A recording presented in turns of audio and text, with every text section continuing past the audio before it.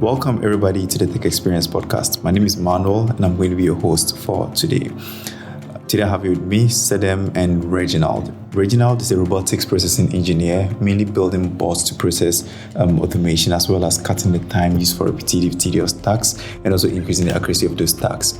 He has a background in electrical and electronics engineering. He's also the co-founder of the UNE Robotics Club as well as a mentor to the UNE Department of Electrical and Computer Engineering. He's passionate about being at the front line of technology as it evolves in Africa. I also have with me Prosper Sedem Balfour. Like I said, he's also an ecosystem manager for the Hack Lab Foundation, where he's actively building developer communities across sub-Saharan Africa. He's also the team lead at Brand Afrique, where he leads a team of talented developers and creatives to design and build custom software solutions to help small and medium-scaled businesses. He's also interested in leveraging technology to build high-impact solutions targeted at sub-Saharan Africa. So today's conversation is all around work and happiness, and I hope you enjoy this.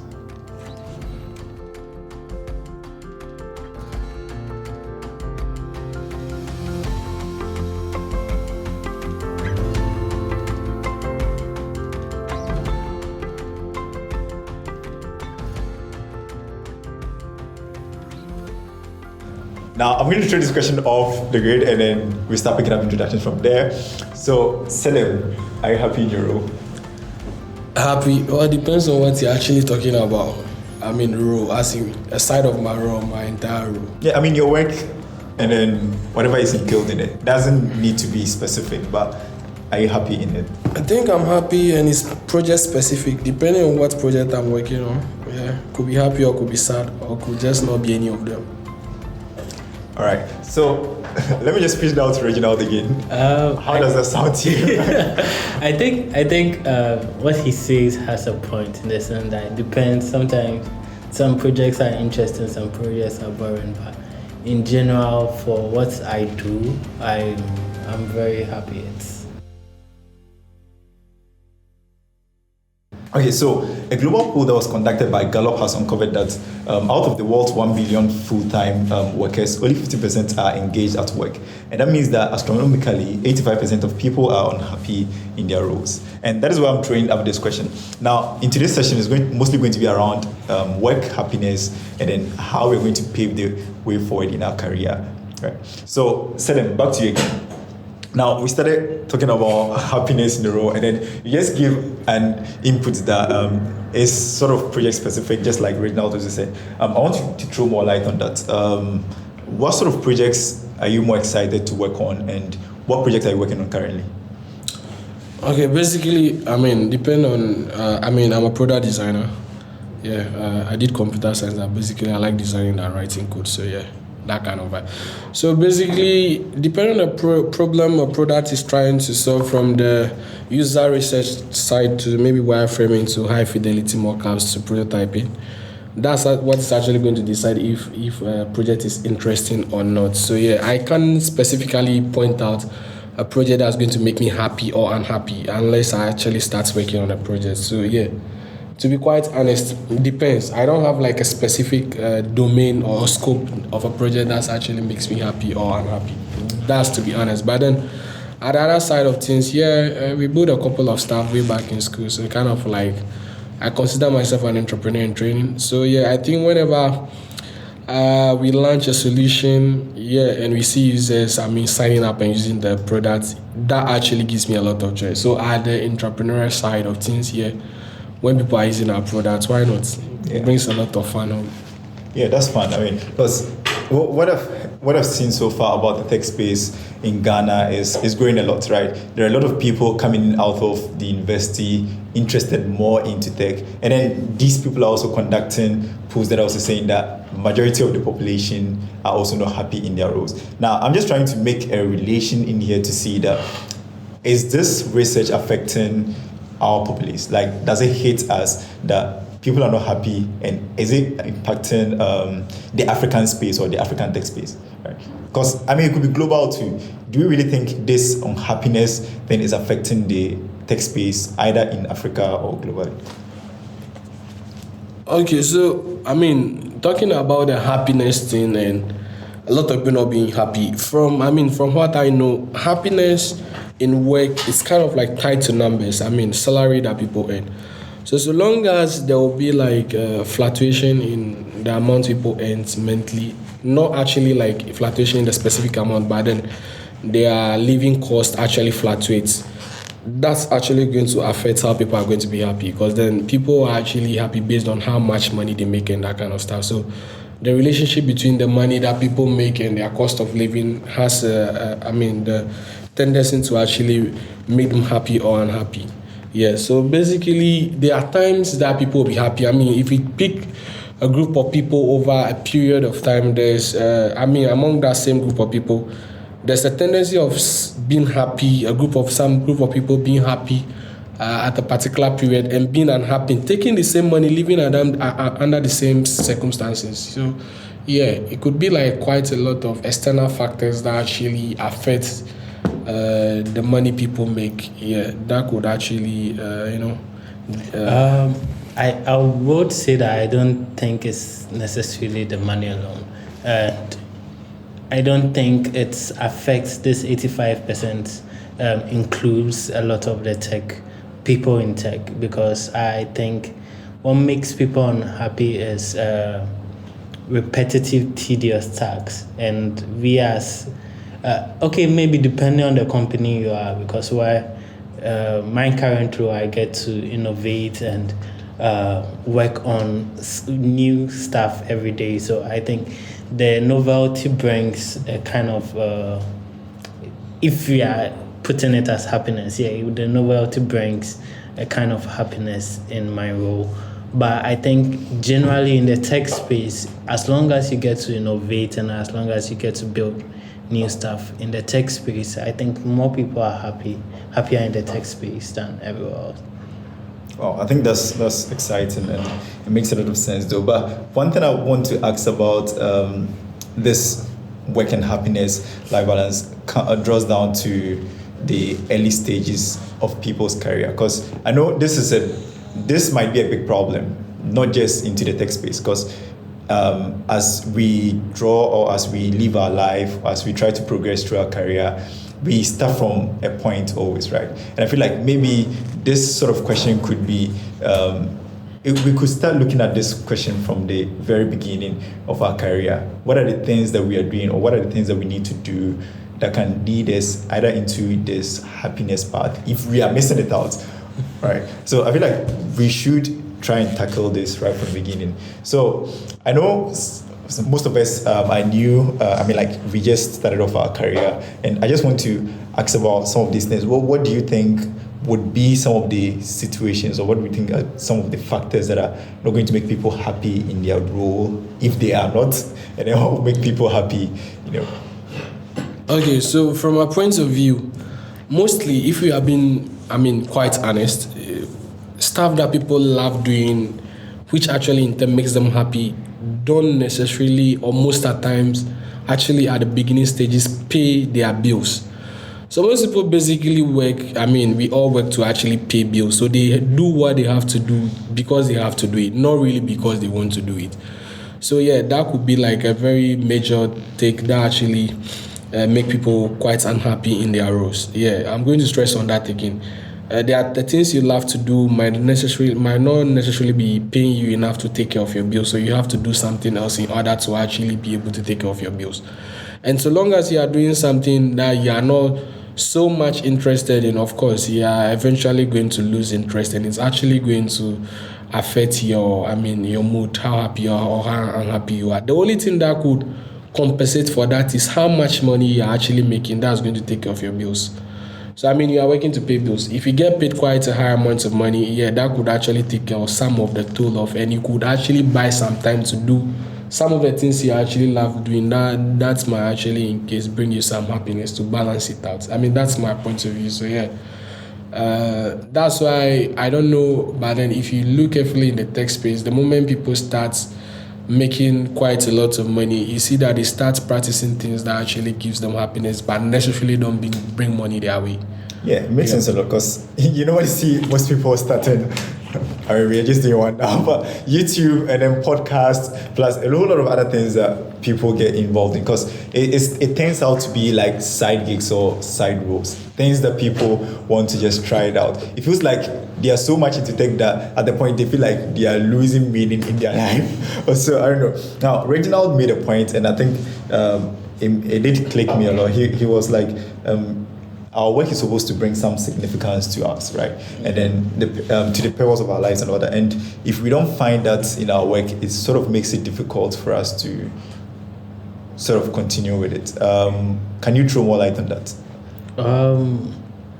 What I think is mostly when we are out of school as new people, we're, as Sedem said, we are not necessarily looking to be happy in our roles. The concentration is more on being able to pay bills and all that. So the reason why I think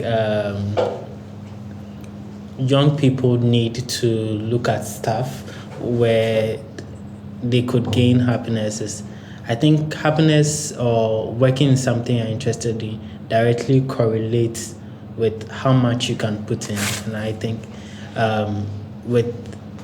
when you are happy in something, you work more at it. So I think in a way it's bad that people go for what brings them money, because I think I think interest would make a more balanced life than going at stuff for the money. But okay, so you see, what Reginald is talking about is the ideal situation. Unfortunately, we don't actually live in an ideal world. Like, and things are not don't happen as you plan it to happen, right?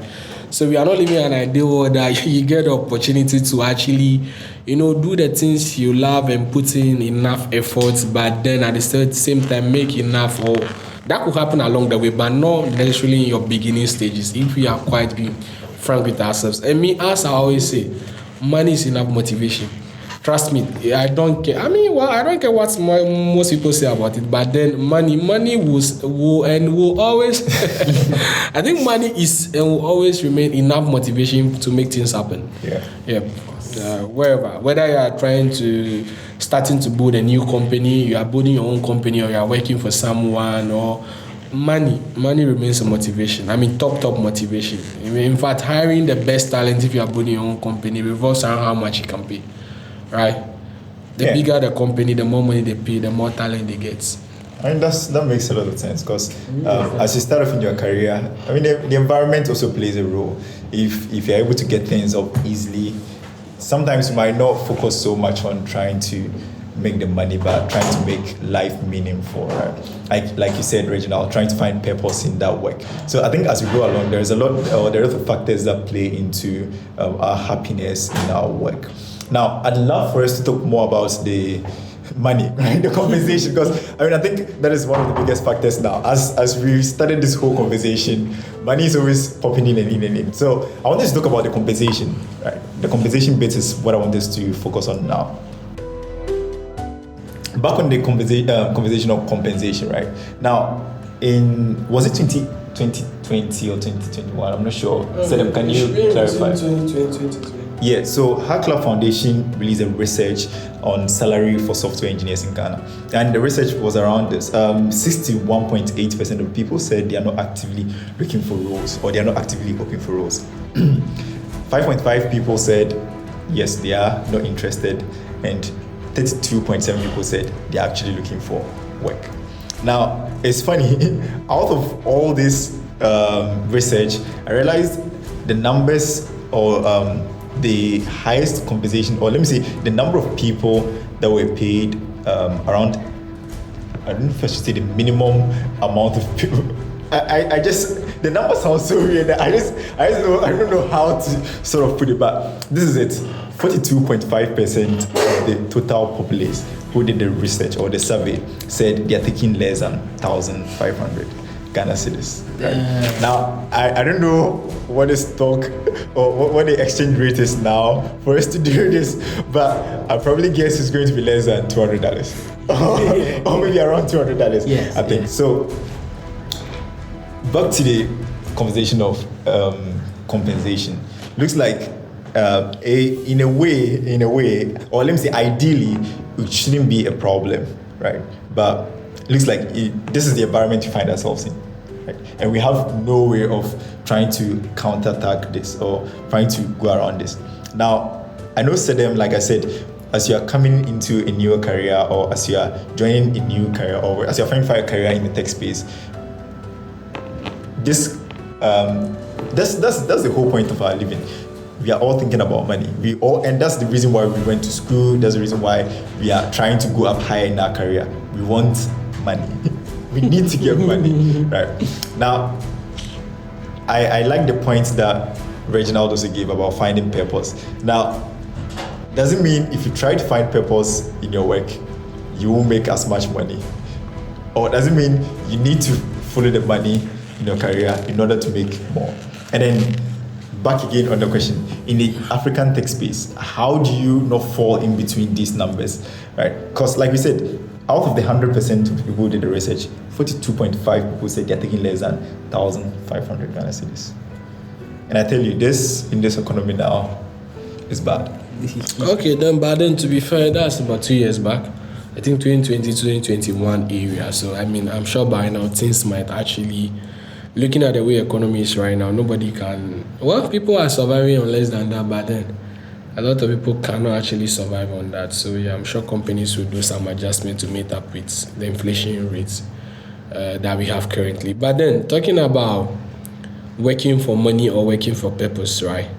Finding purpose in life is kind of like a grand thing, like something that, I mean, almost everybody will want to achieve before they leave this dimension. And I see nothing wrong with that. But then, trust me, you do that wrongly and you might regret it for the rest of your life. Because then you need enough money to actually even pursue your purpose, the so-called purpose you are in search of. So, I mean, entering the tech space, unless, of course, you have like rich parents or rich uncles or you have a rich brother or some good friends that are actually giving you enough money to give you the comforts to actually just do something that you want to do. Yeah. Or let's say you are lucky enough, which might actually be 0.1% of the whole people that are venturing into tech. Yeah, lucky enough to get like something you really love doing and still being paid enough money for it to actually be happy. Apart from that, trust me, your first few years in tech is going to be between being sad and being happy, depending on projects, as I said earlier on.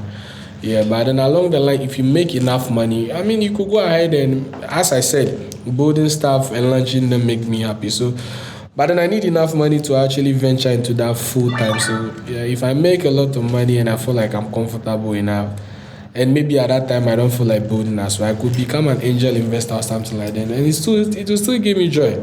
But then just that at this part of my life, I can't just manage both of that and still survive. So yeah, that makes sense a lot, because even the resources you need in your tech career, or the resources you need to pay for it in your tech career. Of course, you need softwares, you have to pay for softwares, exactly. You have to pay for hardware, you have to pay for data, you have to pay for, get a nice working space, you have to buy courses. I could just go along and keep listing all the things you need to pay for.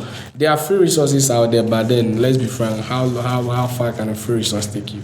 Maybe that's the software side of things, but then on the hardware side of things, I'm yet to see any company dashing out free hardware. That makes sense. Unless, of course, somebody is paying for it, or me, you are getting it from outside. Yeah, that's true. Because to enhance your growth, it looks like you need the money, and if you don't get the money, that staggers your growth a little bit. I wouldn't say that would be the ideal scenario, because, like you said, there are some free courses around that you could take, but it looks like if you have money, you can push in more resources to help speed up your growth. And that makes sense a lot. But what do you have to say about that, Reginald? I know earlier you had some counter.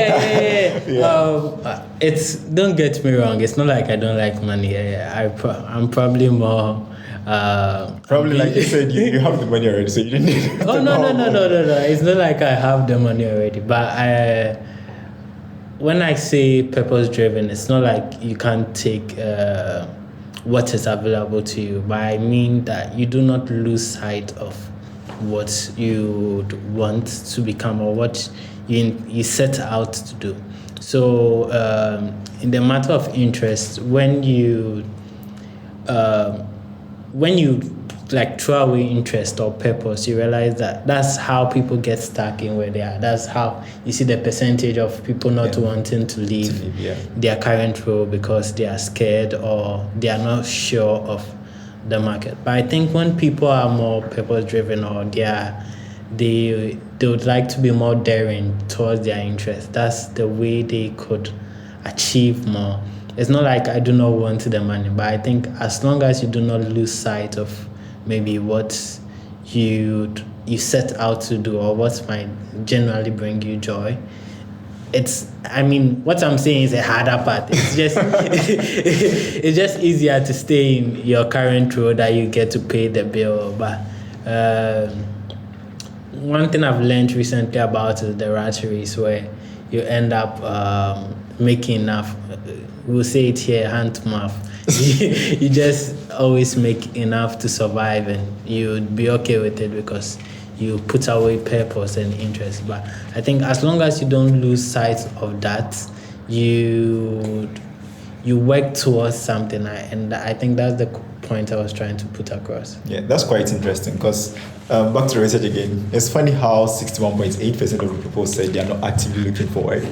Meanwhile, 42.5% of the population are even taking less than 1,500. And yeah, I mean, it turns out to be like you said, maybe fear of jumping into the unknown. Like I think. Of course. Then I mean, a lot of people actually find it difficult to even believe in themselves in the first place. Yeah, they are comfortable where they are. But then to buttress what Reginald said earlier on, finding purpose. Somebody's purpose is actually to make a lot of money. Not get it wrong. So in chasing some money, somebody could actually be chasing their purpose. Honestly, somebody's purpose here is just to make. And I said all these convictions come about by the experiences we all have growing up personally, right? I find that people basically tend to chase more what they lack. So people growing up that were not exposed, don't have access to a lot of opportunities and resources. You could guess what they will be interested in getting for the rest of their life, right? But then if you are lucky enough to actually have people around you or have people supporting around you, and resources and opportunities are not much more of a problem. Of course, you'll be open up to actually living purposes or finding purposes higher than yourself, serving people in general, right? Trying to achieve something that does not only kind of like make you and people close to you happy, but trying to help, let's say humanity as a whole. So yeah, if you look at this critically, it all stems from where exactly the person is coming from, where they are trying to get you. Yeah. I think I like the submission you gave because you spoke about people not believing in themselves, and I don't want to bring up this conversation again because I know imposter syndrome is one of the biggest things in tech. That would be another conversation, but I just want to put in more thoughts on how this would work for people coming into tech, because this is quite funny. Like, we are talking about we needing money to help us grow. Meanwhile, we are new in tech. We just started our career. We are not making enough to help us grow. Look at all these things we just started talking about: courses, the materials, the resources you need. Come on, look at the charges for AWS. But you want to be a DevOps engineer, you need to learn how to. So it looks like you need to find out either you get opportunity or you get resources from your workplace, and like Reginald is saying, you need to find a purpose. But then, how do you find a purpose if you don't get the materials that help you find a purpose? So I think this is what I was touching on first, right? That in life things are like stratified, one before one. You jump a step and there's a high possibility of casualty, right? Yeah. So yeah, entering into the tech space. Let's assume money is your motivation. Honestly, trust me, if money is your motivation, entering the tech space, I think within 3 or 4 years, you should actually go very far, to be honest with you. Because then entering, you will pay something that you will not actually be happy with. But then to be paid more, then you have to know more. I mean, he who has, how they call it, who much is given, much is expected of. So of course your capabilities are going to actually, I'm sure if you were to dive into the raw data that actually came up with these statistics, you will notice that most people that are actually earning, you could notice that a very low percentage is earning quite a lot of money, and they are kind of like at the top. So these are the people that are actually quite experienced and know quite a lot. Then you realize that the people that are earning almost to nothing are just doing like normal stuffs that are not too difficult. Then as I always said, if it's not difficult, everybody would have done it. Yeah, right? That's true. Yeah, I think so if money becomes your motivation, of course you will learn hard. But then the problem, I understand, I mean, I agree with Reginald to a point, because the issue is that when you focus on money focus on money too much to the extent that you actually don't end up finding your purpose, I think that's where there's a disconnect, right? I think but don't you think money can help you find out purpose? I personally, that's the personally. When you have the money, you can explore. Me personally, that's the point I'm making. But then I think I fairly understand Reginald as well. You know, getting money could actually be addictive, just like every other thing. Yeah. Things that you do over time. You get money is numbers, basically. I mean, this is me trying to contradict myself over here. Yeah. Money is numbers. So you can never make like money to the extent be like, oh, okay, eventually I have enough, so I don't think I need to make more money. The more money you make, you just realize the more money you could actually make. Yeah. So you might actually get carried away and eventually Jeff Bezos and Elon Musk are still looking for money. So. Of course, they are still. These guys are actually battling out who will be the number one, that kind of vibe. So yeah, they are still looking for money, but I believe they are chasing their purpose as well, or at least that's what they make us to believe. I don't know which is which. But I think Reginald have a better take on that too. So for new people entering into tech, the market is honestly saturated. When you look at where we are, it's rather unfortunate, but you would realize that there are not enough opportunities that are paying enough in any way.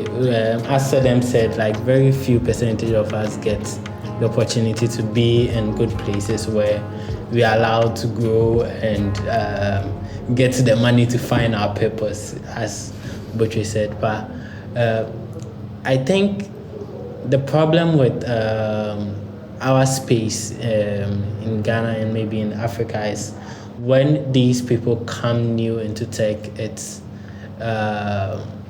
their motivations are not aligned well. Do you mean there's the tech pressure? Yeah. You start seeing a lot of MacBooks that you get so confused you want to buy a MacBook in your first year. There's this pressure where everyone wants to get like maybe the MacBook and look like that techie and all this. I mean, it's cool. People's motivations are not right for getting into the tech space. If you are in tech because you find out that this is something I'm good at and this is something I want to do in the long term, then I don't think, even if it's not right at the moment you start out, in the long term you realize that you become one of those few high-earning people, because when you came into tech, it wasn't that I learned maybe one or two frameworks and changing money, I go to a firm and I try and get a raise, and that's how you get stuck, right? But if you come in with this kind of ambition to grow and to learn, and there are different type of tech people, and if you come in as the one with the vibe, the Silicon Valley vibe, who wants to change like stuff and wants to build something new, you realize that the Steve Jobs of our generation. Yeah, the Steve Jobs of our generation. If your passions or your interests are aligned right, maybe this is my personal opinion, but I think those are the people who end up going far in our spaces. Okay, I think the only part that I don't actually agree with Reginald is saying the tech space is actually saturated. The number actually says otherwise. I mean, I'm a servant of data, so I respect data. Okay. Data actually suggests, we still need more people. I think getting it from your point is you are trying to say people, should we say the lower echelon, people are the foot of the pyramid are quite, I mean, we all know how a pyramid looks like. The base is broad, pinnacle is high and thin and up high.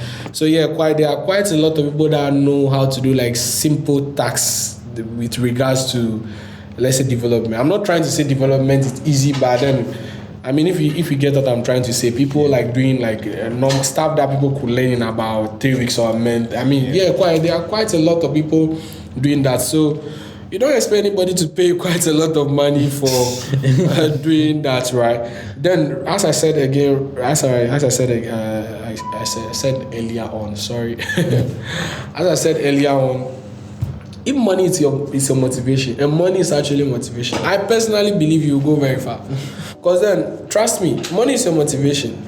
To get much more money, you need to be at the top. Yeah. So if money is your motivation and to get the money is to be at the top, you start looking for what to do to get to the top. Yeah. I don't know if you get my point, yeah, right? That makes sense. It's like, I mean, this is not related, but I think I have to make this an example. This example, it's like a boy chasing a girl, right? Yeah. A boy chasing a girl.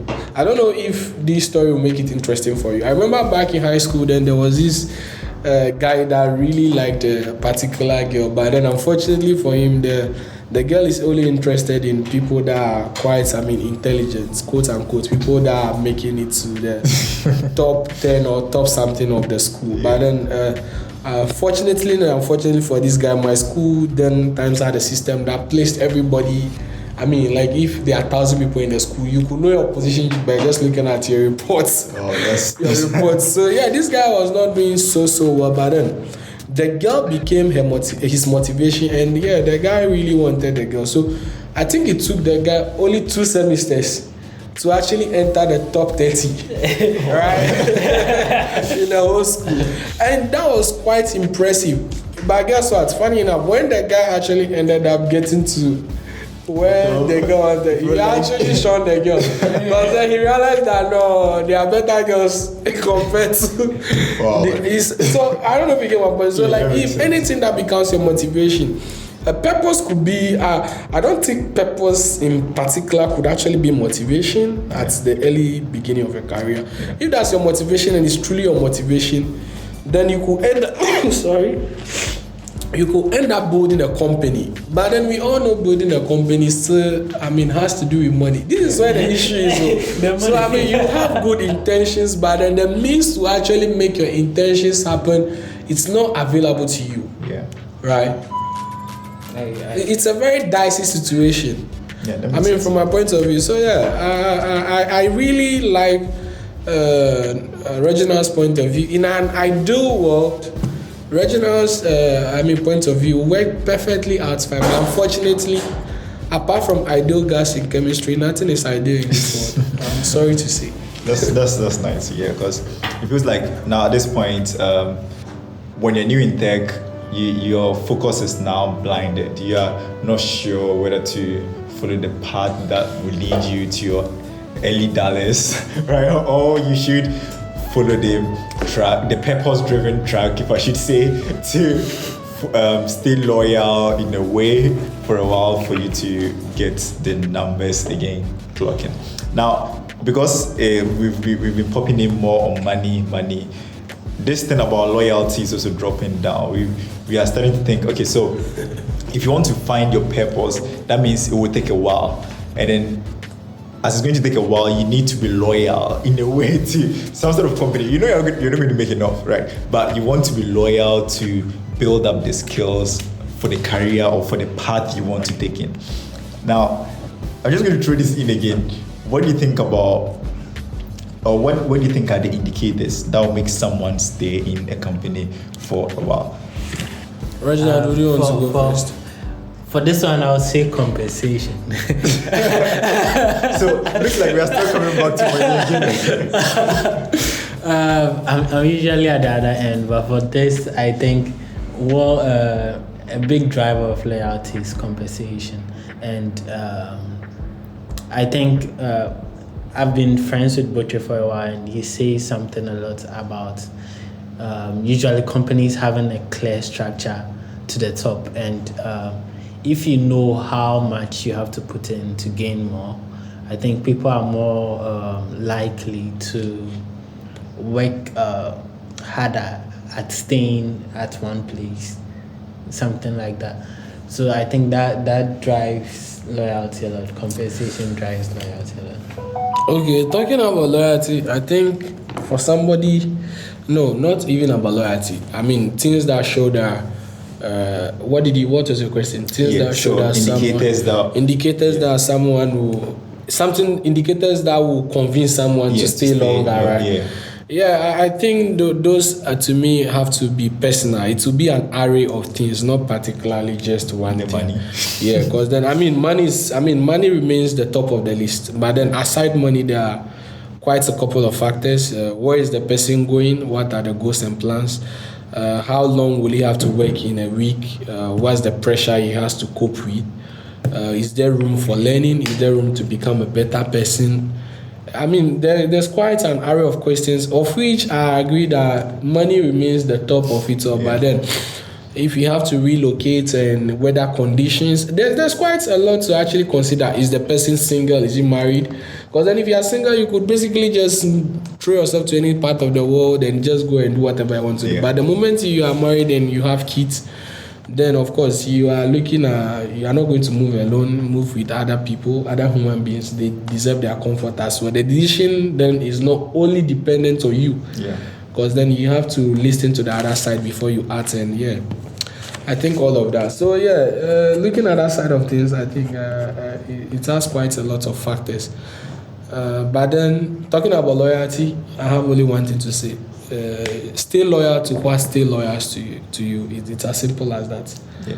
And do you think it's worth it in this tech space? Because I feel like you said, once you get into this role and then you start picking up a few skills, you realize other companies will start looking out to you. And that's the big thing about tech. They'll come in with the money, they'll come in with the things that will, I don't want to say convince you or sort of make you feel like this is the best. And like Reginald is saying, leading a purpose-driven life, in one way or the other, you need money to lead that life too, because you want to go into this path. Now, clearly, like you said, Sedem said, if you want to jump into, or if you want to go to another country to work and all that, sometimes you need the money in order to relocate. You need the money to do this. So you have a purpose. Maybe I want to work in one of the big Silicon Valley companies. So that means I need to relocate to the States, or I need to find a job there. Now, there are a lot of things that start coming in. If I don't get a company that will sponsor my stuff, then I need to do that myself. Then that means I need to work for a company or make enough in order to do that relocation and all that. So I'm sort of confused right now to agree with one side, because it feels like the money is more important, but then also having a purpose or with something as loyalty, as we've all said, that it's a very fragile topic and might depend on a lot of factors. I think generally as newcomers in the tech space also, we should think of loyalty as something we need to also practice instead of something that's left to external factors.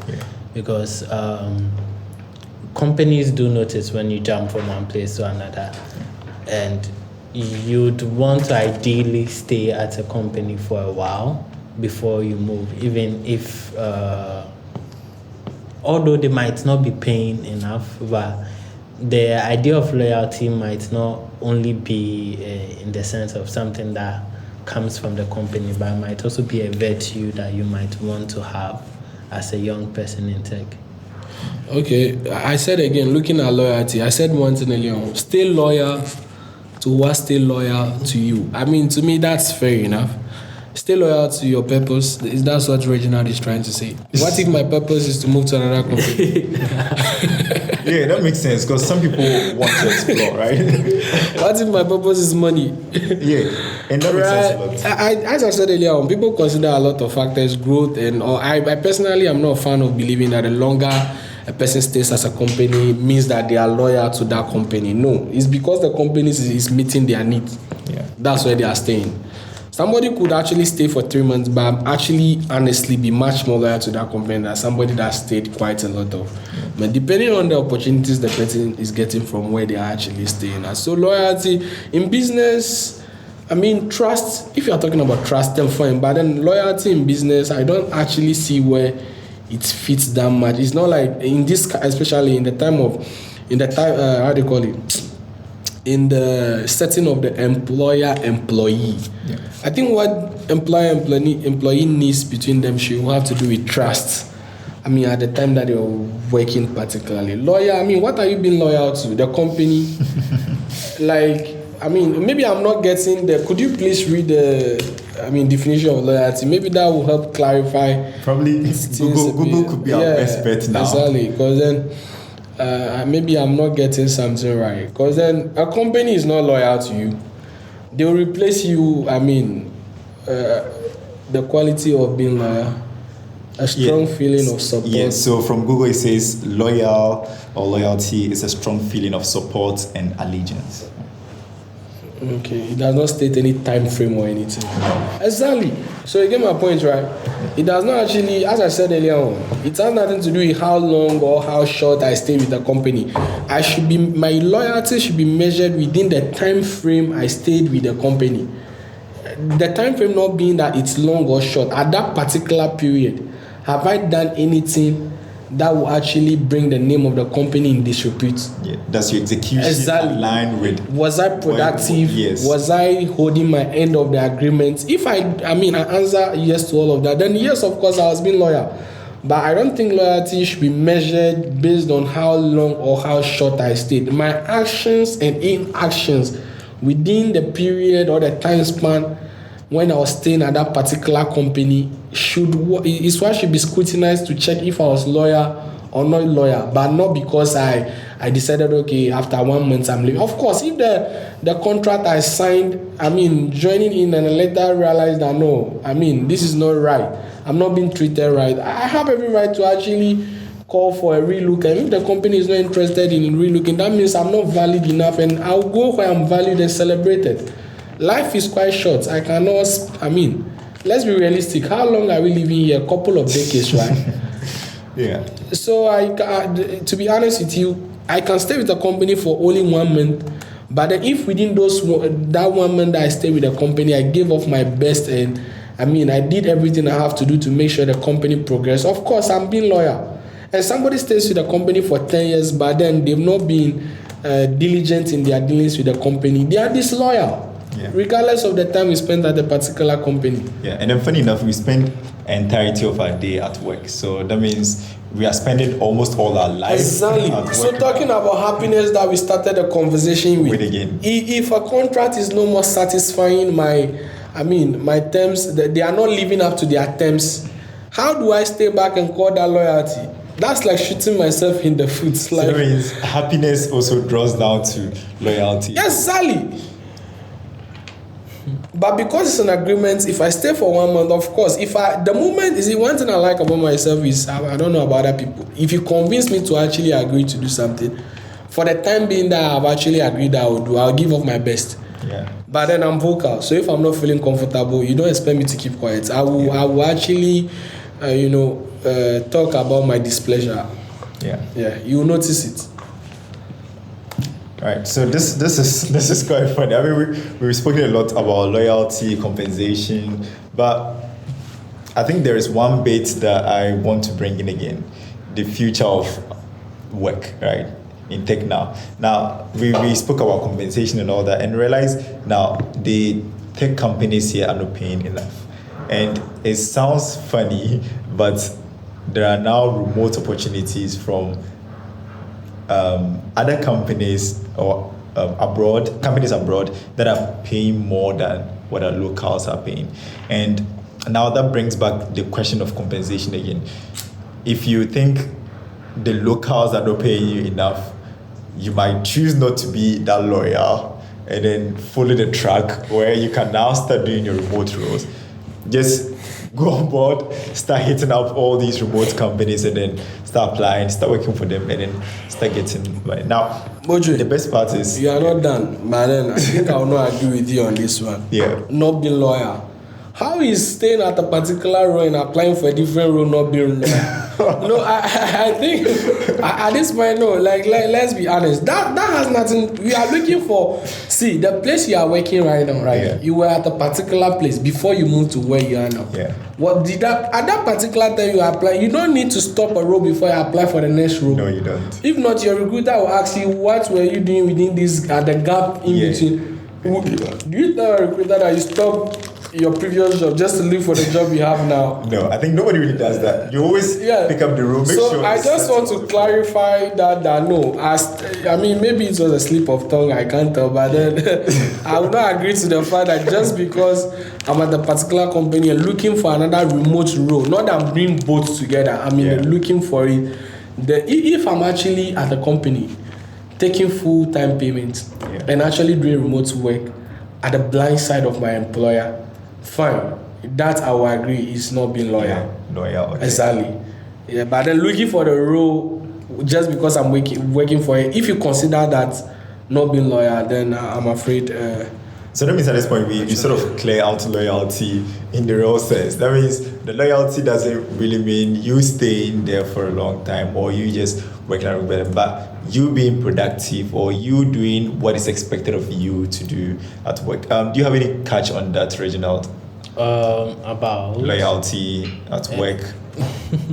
I think Sedem in a way, this is one thing I agree with Sedem on loyalty not being in a way it being a two-way thing. So as long as your company is loyal to you, you can be loyal to your company, but it doesn't necessarily mean you're not searching for other opportunities, because if they could pay someone less for what you do, believe me, they don't do it. They're not think twice about it. Wow.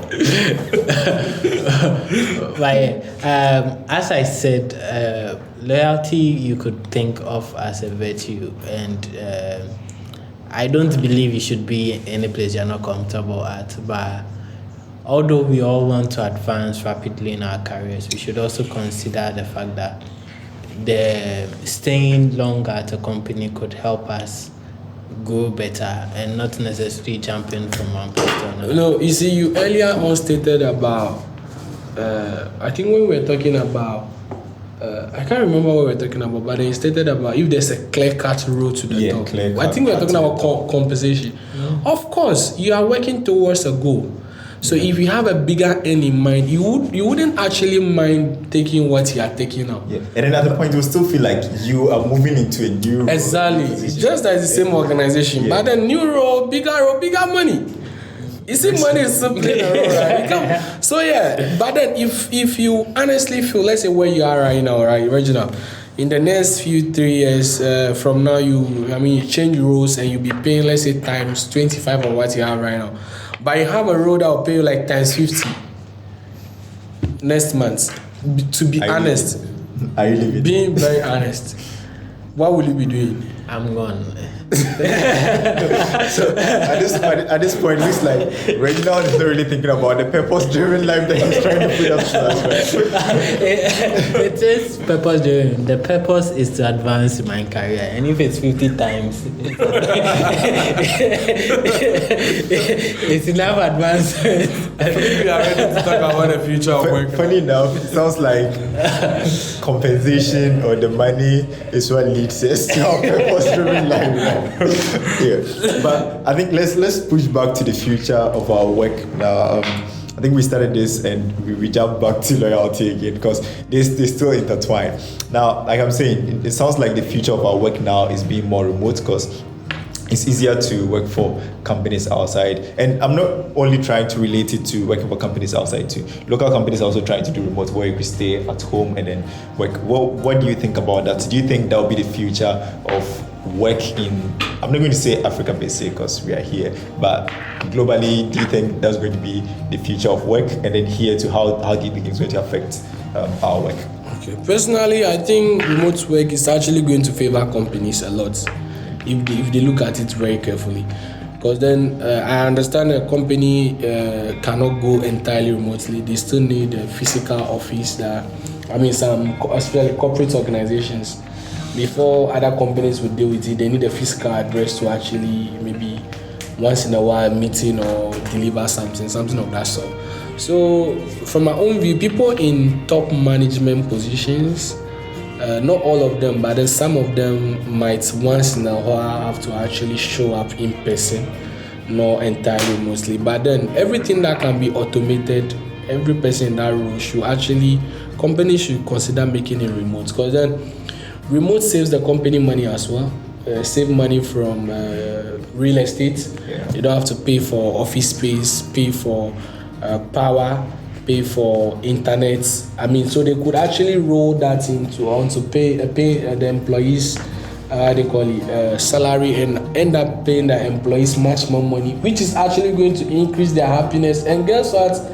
When people are much more happy, they become very much more productive, motivated, productive, and are loyal as well. It sounds like compensation. Exactly. So looks like remote could go a long way to solve a lot of problems that we face currently in the workspace. That's actually my view on the remote side of things. So yeah, I so believe that remote is the future. It might take some time, but then eventually most roles are actually going to become remote, and hopefully people can live a purposeful life as suggested by my friend Reginald, and at the same time make enough money, then everybody's happy as well. I think remote actually could solve this happiness issue, because then people could be chilling, be on vacation, and still be delivering. Working, right? They could be at the beach and be working. You get it. I think remote might actually be the answer to all of this. What do you think, Reginald? Remote does sound nice, but I do like the idea of remote, and I think everyone does like the idea of remote. Worldwide, I think remote can be good for the work environment as a whole, and lead us better to happiness. But as an African, as a Ghanaian, you would need to also think about what remote means for us here in the country, because oftentimes, because of our compensation issue, when we try to go remote, it's not so that we can stay remote at our companies. Not many people want to stay remote at their companies here in Ghana. If you want remote, I'm sure every tech person who is trying to get remote, including myself, is probably searching for a company outside, because better compensation for the work you decided to do and the work you love. Yeah. So I think there's a big question around what remote means for us in our country, and what remote means a lot for work here in Africa. Yeah. Now, still on remote, there's a research that says that 21%. There is a 21% reduction in productivity for staffs who feel isolated. Right. So, as they are working in isolation, their productivity draws down to around 21%. What do you have to say about that? What are the measures companies are supposed to take in place to help sort of sort these issues out? Because if the future of work would be remote eventually, then we need to find ways, not just the companies per se, but what are the individuals? What are we supposed to be doing to help care about such issues or such productivity issues? Okay. Thankfully, the report said when people are isolated. Funny enough, people could be in a physical space with others and still feel isolated. Connection, in my view, in this current world has nothing to do with people having physical contact. Yeah. Of course, people are still able to maintain long distance relationships. What is much more difficult than that? Working, no. I think the onus now lies on the HRs to actually find better ways or better platforms to keep the employees engaged, right? Yeah, that's the best thing they have to do. The same thing they do physically, organizing meetups and things that they have to do to keep them motivated and active enough to interact with each other. I know some companies have their own small social media spaces that only the employees get to interact with each other. They post interactive contents. They have fun meetups, just like how you guys do when you are doing your virtual. When you are doing your sprint sessions, the Kahoots.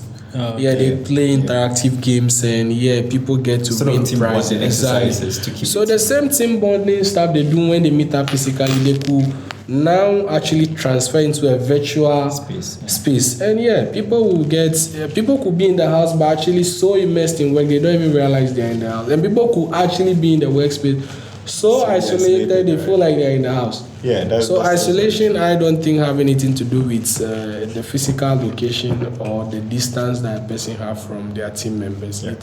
It's a thing of emotion. So if they could handle that, I think everything should be okay. From my side, I personally don't know much about the more isolation, less Sounds work. like you are no more isolated.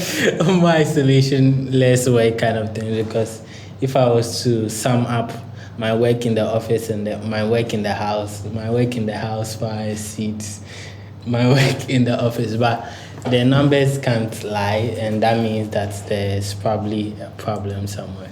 So, as Sedem said, as long as we could, if the advantage of being in the office was being able to bond and being able to have interactions with other people, I think it's not very difficult to transfer that to the virtual space. I work hybridly, so I kind of get to see what things feels like in the workspace and what things feels like at home. And for my team, I believe there's not much of a difference. It's hard to notice because we carry the same culture we have in the workplace to the virtual environment. So as long as I think companies manage to carry the same culture or carry the same team bonding activities and all that to the virtual environment, I think it might be less bleak for remote work. That sounds exciting. Now, I know this is the future of work, and we know remote is coming and it won't be going anywhere. We'll definitely be jumping into more remote roles. And I think it's a good way to help the parents. I won't say we the parents, but the parents, because once you have a child, at home, you could have some days off so that you can spend some quality time with your family too, and then maybe also be working there. So there are good sides to it. The isolation might probably be with maybe you not connecting more with your people at work but let's end with something interesting. Now we've spoken a lot about compensation and then how compensation leads to loyalty and this, but what will make you stand out in this tech space? What are you supposed to do to make you earn more? Because it looks like the money is the big thing now. So what are we supposed to do to make more money as engineers in this current space? Again, data don't lie. Numbers don't lie. The people that get paid quite a lot of money have two things: experience and skills. Unfortunately, experience can only be gained over the years, but now skills can always be gained. As fast as you can absorb the things you learn and actually show working. As we say down here, show working. I have to show working, right? Just don't talk. Yeah, actually show working. Like you practically show that you are capable of everything you've written on your CV, you can basically show up for it and own it, right? Yeah, so to stand out, what do you do to stand out, right? So as you know that data don't lie, experience and skills, what do? You learn more skills. You try your hands on building a lot of stuff so that you get better at your craft. That's the surest way I know to stand out. Try to join communities. That's still part of the learning process. When you said share ideas, for people to join. Of course, right here in Ghana, you can join a Hack Lab community.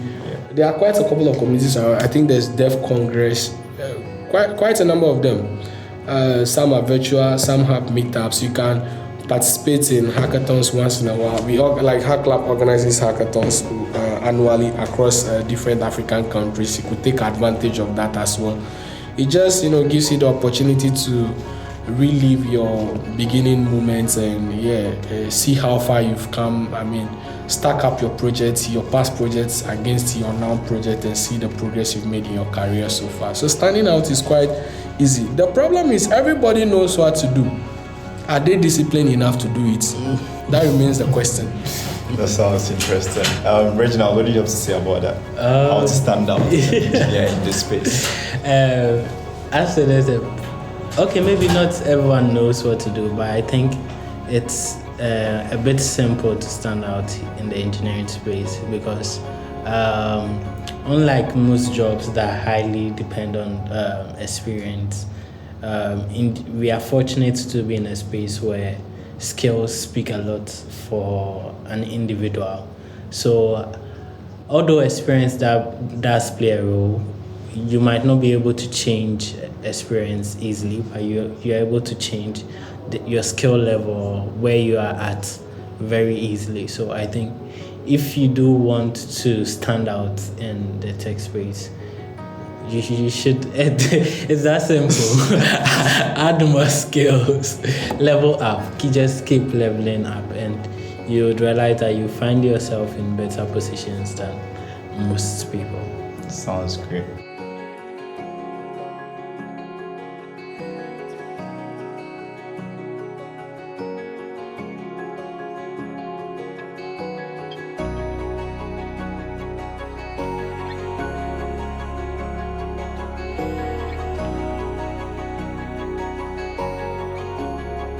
So that's Sedem and Reginald on this week's episode of Work and Happiness. Like we said, there are a lot of factors that determine your happiness in your work, and finding that balance will be your best bet, whether it's compensation or living a purpose-driven life. As Maurice Young said, to become a master at any skill, it takes the total effort of your heart, mind, and soul working together in tandem. Thanks for listening to the show this week. We hope you enjoyed this. I'm Emmanuel, and you've been listening to The Tech Experience.